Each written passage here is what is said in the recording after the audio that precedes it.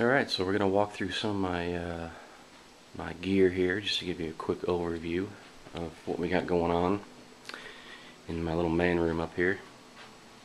Of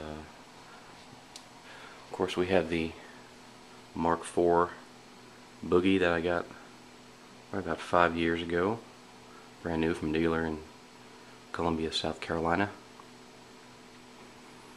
The Boogie is going through, that's just a power conditioner and the Lexicon MPX G2 for multi-effects, and the unit in the middle there is just a switcher for the sends, returns, and the relays, so that I can use that MPX G2 with either the Boogie or the DSL 100.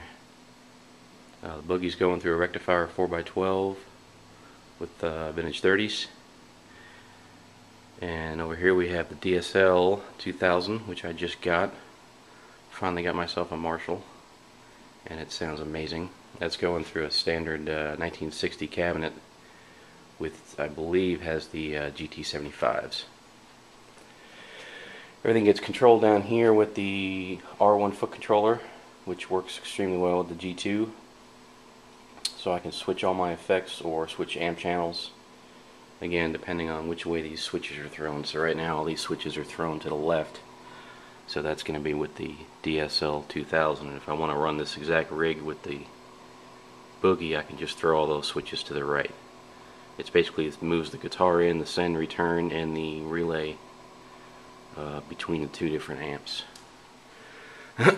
On the wall behind is just a $100 bass I picked up for recording bass rather than tracking them with MIDI, because that sounds terrible. I don't even know what kind of bass it is. It looks like it's a Dean. On the axes we have one of the original JP6s, my second favorite guitar of all time.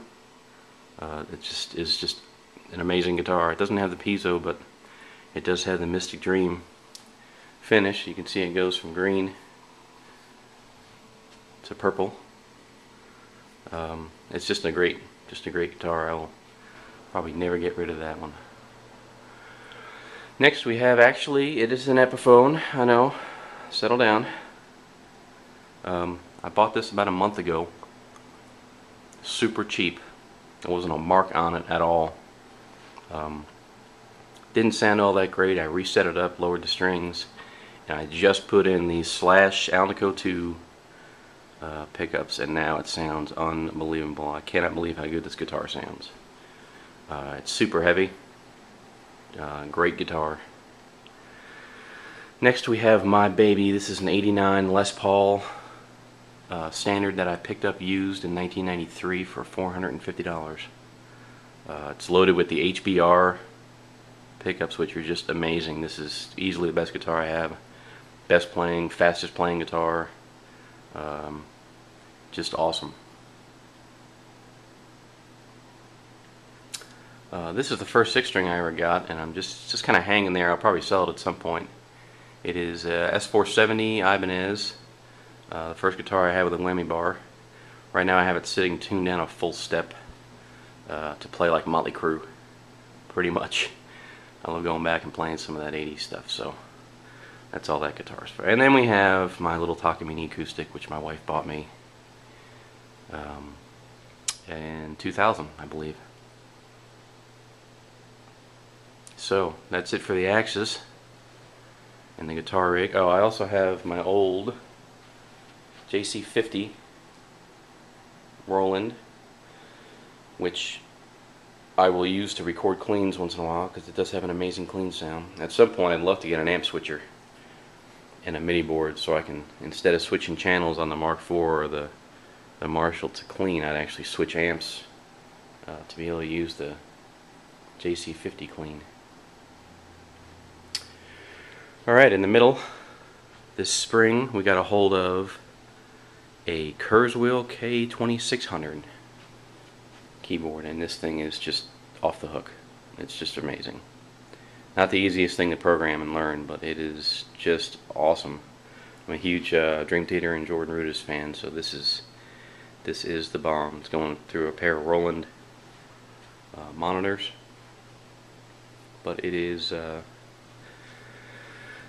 it is pretty sweet as far as a controller goes. Down here we have my Pod X3 Live. I use it for recording scratch tracks a lot when I'm just kind of writing, so I can pick a sound that I want, lay it down. It's easy. I can go through a lot of different sounds real quick. When I finish a song, I usually go back and I'll retrack it with either the Boogie or the Marshall, depending on what kind of sound I'm looking for. But it's pretty cool to be able to handle all the effects and use the on-screen gearbox. And last but not least, since programming drums is a pain, we picked up a DM5 Pro kit with surge cymbals. So that's it there. Double bass pedal. I'm not a very good drummer, but I can track it with MIDI over to the computer, and then, of course, resync anything that's at a time. So, and I can change the sound anytime I want. I added a little splash cymbal here, and I added an additional crash that I usually use at the China. You can see the DM5 there. So this is a fun little kit to play around with. I don't have the luxury of having a full acoustic kit with all the mics and required stuff for that. So anyway, that is pretty much a tour of my little world up here, and at some point I will certainly be posting demos of some of this stuff. I'd like to post some MPX G2 demos and show you guys how all that stuff works. So alrighty, thank you very much.